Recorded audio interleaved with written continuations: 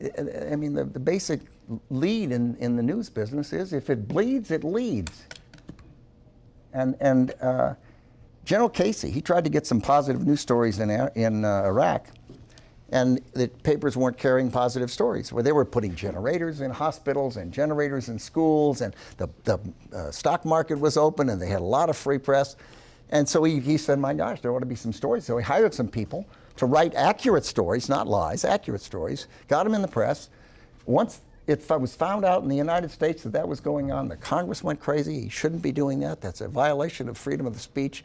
And bango, it stopped. We could no longer put accurate stories in. I bet if I asked the people in the United States of America to do a poll, how many people were waterboarded at Guantanamo, the answer would be, some people would say, oh, probably 100, 200. Others would say 10, 15. Others might say, I think I read 3, might have been. The answer is none, 0. Not a single human being was waterboarded by the U.S. Armed Forces in Guantanamo, or anywhere else to my knowledge, for the purposes of interrogation. The CIA did waterboard 3 people.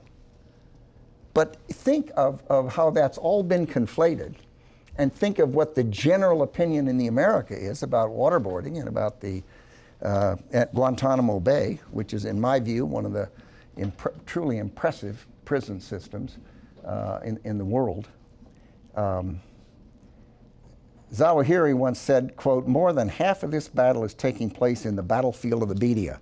We are in the media battle in a race for the hearts and minds of Muslims.